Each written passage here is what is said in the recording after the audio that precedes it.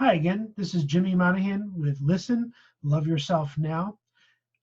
I hope you've watched the first week video. That was pretty much going over really structuring and scheduling time for your meditation practice to allow yourself to see the need for it in your life and where to fit it in.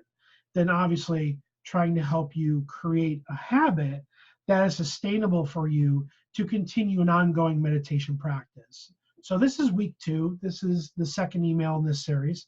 And at first I kind of want to look at, okay, so where are you now? So hopefully the homework pieces, and yes, I know nobody likes the word homework, but until somebody can suggest me a better term, I will use, personal homework at this point. But welcome to week 2. Welcome to the next stage. I hope to give you a bit more information where we can start diving into, active meditation practices and really starting to feel what that's like and finding what's good for us. So hopefully by now, you schedule 2 times per day for your meditation, that you've already planned that out. If you're not, you need to. Find those opportunities to make the time. And that could be a combination of, going to bed early, waking up earlier, finding time in between meetings, scheduling things a little bit differently, taking time when you get home instead of, if you typically go into your room and turn on music and scream at the wall, maybe you can do a meditation at that point instead. I used to do that a lot, by the way. Let people know about the time you need. That's very important. You need to kind of communicate and I know sometimes it's a little vulnerable to sit there and say, yeah, I'm going to do this meditation thing. I want to kind of connect and see what it is. And, sometimes you worry about, you think people are going to think you're weird or crazy or, whatever that shame voice comes up and kicks us in the ass over. You need to squelch that and just say, hey, I need your help. I want to take this time. Did you create that safe place? So hopefully you found a place, you found a spot that you really cleaned it up, got the technology out there as best as you can, especially the phones. Leave that away. Obviously, sometimes with meditations, you do have a screen in front of you. You can use, music, a visualization, different things that come up. But ultimately, the least amount of technology, the least amount of distractions that you can have, the better. Post in the Facebook group. So hopefully you've gone through your first week. If you've asked any questions or offered comments, suggestions, whatever, thank you. I do really try to get back to those within 24 hours. If there's a reason why I can't, I will try to let people know, but I ultimately will get back to you, and thank you for those comments. Reviewed resources as needed. Like I said, there's a ton of information out there on the benefits of meditation. My focus is not so much the showing you the information that tells you it's a benefit from medical records and all these things that are clearly showing this, that information's out there. I'm more here about how you can find something that works for you, that you can actually sustain, that you can actually feel good about. Never underestimate the power of community consciousness. It is so helpful. So when I talk about posting in groups, sharing with other people, letting other people know, you never know what conversations might come out from it. Your significant other could be sitting there going, I've been considering this too, but I never brought it up because I thought you would think I was crazy. You'd be surprised because that was kind of like my conversation. It's like, oh yeah, I kind of done meditation on my own. I just didn't do it when you're around. Okay. So we move forward in sharing, believe me, is not as daunting as we like to think it is at first. So I want to talk about intention first. So a lot of with meditation, I know it's like, okay, so I sit down, I close my eyes, I slow my breathing, and I start to try to feel my senses. Okay, that could be a start, but I want to talk about intention. Intention is basically saying what you want out of your meditation practice today.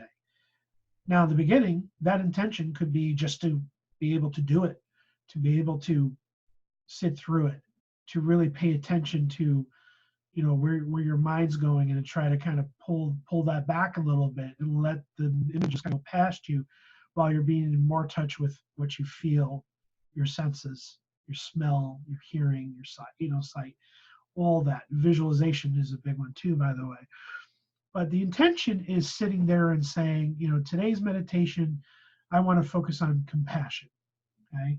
It could be gratitude. I am thankful for this time to have to meditate. The intention could be thinking about somebody else and you want them to feel better. So I'm like, I'm devoting this meditation because my mother is sick. You know, somebody's going through cancer. Somebody's, having a problem. A friend of yours is depressed. And you just want to send that energy out there for them to feel better. And you just want to have positive thoughts. It could be just simple as, I want my day to be positive. I want my day to be, funny. I want it to be relaxed. The types of intention could be just about anything, and they can change from day to day. Or like I said, to start, your intention could be just to, do 15 minutes of active meditation. That could be your start of intention. But I do want to point that out because I do feel that's a strong way to start your meditation practice, regardless of what you do. So the intention focuses the mind. It helps you get into that state. It can cause a positive shift in perception. And I know when you're in that negative shift and you look at everything negatively, it is a really crappy place to be. I've been there. I've done it. Somebody says something to me when their intent is good, but because my mind is in a shitbird, you look at it and you're looking at the person going, what is your problem? And they're here trying to help you. And that's because your perception is wonky. So working on perception and intent is a good way to do that. What are you grateful for? You can ask that question. If you have no idea where to start with an intention, what are you grateful for? You're grateful for your family, your job, your income, your house, your time, your children, something, right? An experience. What are you grateful for?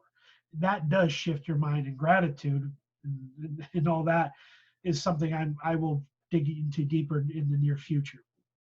Write down your long-term meditation goals. So what are you really wanting to get out of it? Is it stress release?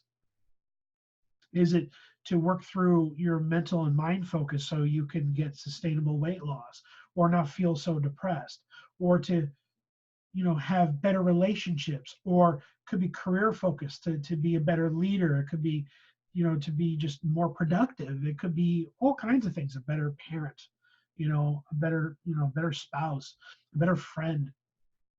Whatever that long-term goal is, write it down. Maybe sometimes you can just look in the morning, look at that goal and say, that's my intention today. Okay. Base base that intention to support your goals. Just like I said, it's a good reminder. Writing down, by now, if you have not guessed that I'm very huge in writing down, that's what really helped me kind of get the crap out of my head. Putting it down on paper and really being able to stick to it is, in my written words. High performers, I talk about high performers a lot because that's the Brendan Burchard training and things I've read by him that really get me into that. I want to get to the next level, is to set intentions, for your daily life and to really follow through.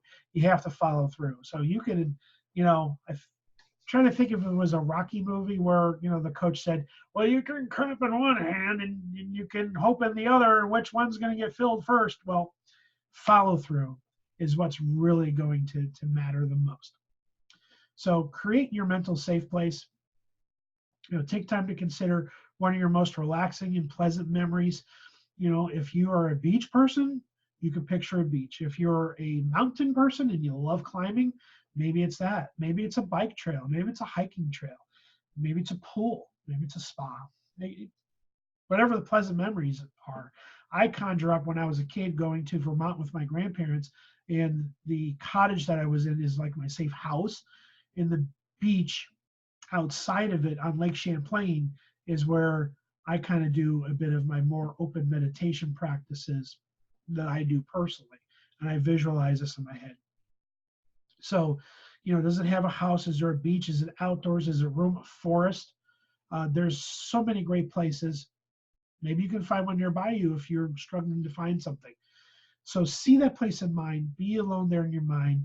And can you meditate there? Can you feel, if you're looking at a beach and the sun is high above, can you feel what that sensation of like that sunlight was on you at that time? Can you smell, well, I can't smell right now, my sinuses are wonky, but can you smell what the sea smells like or that lake? or that room that you're in. Maybe, you know, there was some candles being burned. Can you meditate there? That should be a place where you start from. How does it make you feel? Because you want to get into your feelings with your meditation. You know, does it calm and soothe you? And obviously, you're trying to invoke positive feelings, positive calmness, not the, you know, if you really hate your job, the last thing you want to picture is, you know, your workplace, if that's the case. Okay. Keep that construct. Once you have it, use it to clear your mental space with. So that's where you enter. That's where you can start. Write it down, by the way. Said it again. Okay. So some meditation basics. Get comfortable and relaxed. Set a timer for 3 minutes after you want to end to avoid the jolt. I know if you really want to stick to 15 minutes and you want to set a timer for 15 minutes, you can. I try to give myself a little buffer. So, you know, sometimes when that alarm goes off, it's easy to, you're kind of relaxed. All of a sudden, you're like, okay, I'm up. You know, and you kind of want to avoid that. And that will be a challenge in the beginning for you, but I will say that your body will adjust once you create that habit to, because I do that now where I set an alarm as a just in case, but I'm usually up right on the time. My body just naturally kind of pulls me out and I'm there ready to go within a minute or two. You know, sometimes maybe even a minute sooner, but it was enough time. So your body will judge that as you do it every single day. But in the beginning, you need a timer. And I know sometimes people do fall asleep, and that does happen, but hopefully if you, like I said, you take an active, you know, focused intent with it, that can help that too. You know, find 3 things you're grateful for. That puts you into such a different mindset. I can't stress that enough. Asking what you're grateful for, that changes your perspective, that puts your point of view as to looking for being thankful for, to appreciating things instead of, you know, looking at the world with what you're missing, what you don't get, and whose acceptance you need. By the way, that's all going to be a different topic. So, you know, 2 times breath and bring in the senses. So what I mean by that is, you know, inhale for 2 seconds. You're exhaling for 4. If it's 3, it's 6. So you're elongating the exhale. But you want to keep, so if it's 2, it stays 2 and 4. If it's 3, it stays 3 and 6. And you let your body get into that. You're picturing, you know, so you're bringing your sight into it. If you hear anything around you, so if it's music, it's great, but, you know, what do you see? What do you hear? If there's a touch, if there's a taste, you know, smell. Like I said, when you're picturing that place that you feel real relaxed, you can remind yourself, you can bring up the memories of what that felt like, the touch, the sense, the sensations, the smell, what you heard. I know for me in water, you know, the waves, you know, sounding of waves, the water moving, that's very, very important to me for my meditation. I really do love the sound of water. Not the fast rushing stuff, more of the calm waves where they're crashing a little bit slower. When water sounds like it's just like that will actually irritate the hell out of me. So if it irritates you, don't use it. So music can help. That's an individual choice. Mantra or anchor for that safe place deeper dive. I do get into the anchor in a future lesson. That is something that can get you to really, you know, not only go deep dive in your meditation, but also be able to come back into, you know, here and now. So be an observer. That is a practice that takes a lot of practice. I still practice at it, where you're going to get thoughts. You can't shut them out. You just can't. Just accept that you can't.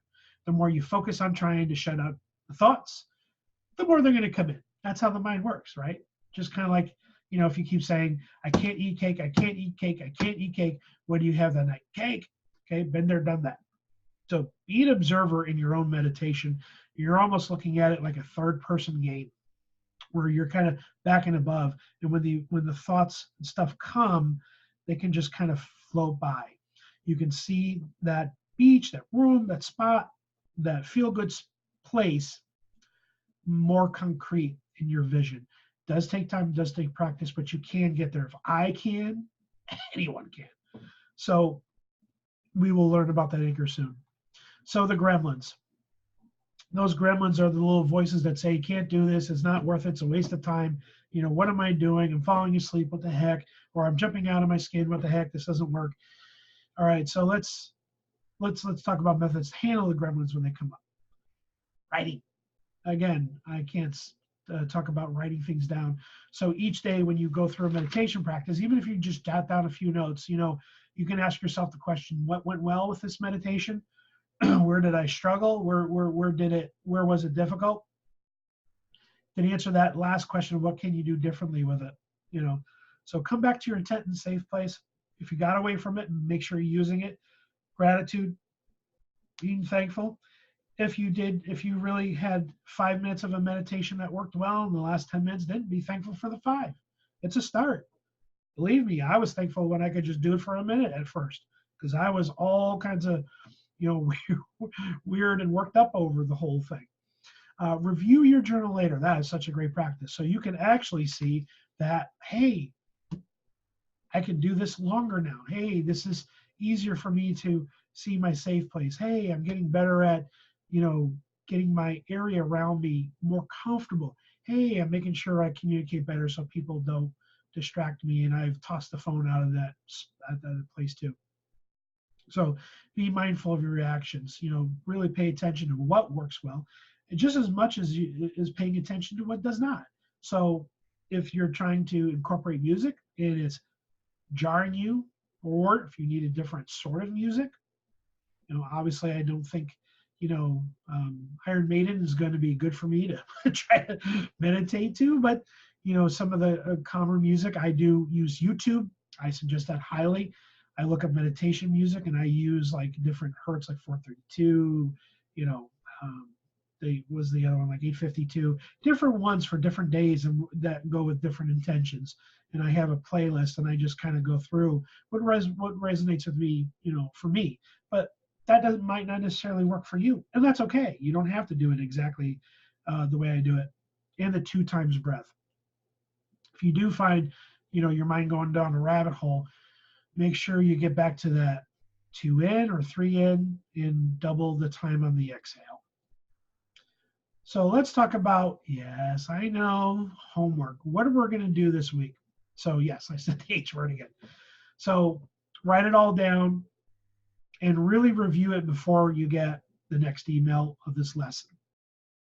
Post in group when you started, when you really started practicing it. Let's talk about your challenges, just doing the simple basics of meditation, you know, the sitting, the breathing, the finding the place to work through that comfortable zone, not only internally, but externally. Share your experiences. Other people are going to have different experiences. They're going to have different breakthroughs. You know, if you have a breakthrough, you know, please share that. If you're struggling, it's okay. I struggled for a very long time before I got it. And here I am sharing, you know, my success story with you. And like I said, if I can be, you know, successful at this, anyone can. And you can already do this. You know, be grateful you've made it this far. It is a commitment. It does take, you know, time. It does take paying attention to yourself. It does take a deep look inside. And I know a lot of times we've been conditioned and trained to, you know, try to please other people, to, you know, get accepted by other people. So sometimes we feel bad that we think, you know, taking time for myself, oh my God, you know, how dare I? Oh, you need to. Taking time for yourself is key and essential to making this meditation work. And once you understand that, once you embrace it, and then you can work that, you know, power of intent, and you can get that, you know, safe place both in your external environment and internal environment. And you can get yourself trained just to do it for 15 minutes. It'll be a game changer. And then it just grows. It can get deeper. It can get more, you know, more beneficial to you, and it will help over time. This is not a, you meditate one day and now you're perfect, you're a Buddha, you know, you're a monk and you can go, you know, teach the world and solve world peace. Unfortunately, no, you know, and whenever I do, you know, my classes and lessons, I do always have that caveat that if you need professional help, and if you do need that therapist that can work you through this, by all means, please get that. Please go there. I did try it, but my mind was not right for it. And getting your mind right, and sometimes, you know, it is external factors that can block you from your mind, you know, getting there. That could be, you know, having the phone next to you all the time. That could be the clutter on your desk, or the dust, or the, you know, just shit everywhere, or just not feeling, you know, comfortable in that environment. Maybe you need to change it. Maybe you need to find a different place. Who knows? But you want to bring that relaxation and that, you know, that kind of self-love back into your life by providing, you know, those positive intents and those positive, you know, visions in your head to really bring that to life. So I hope this helped. This was week 2. You will see the next email here coming soon, and we'll continue digging deeper into the different meditation techniques, I like to call them, the different types. That'll be next week. Thank you, and many blessings to you and yours. Have a great day.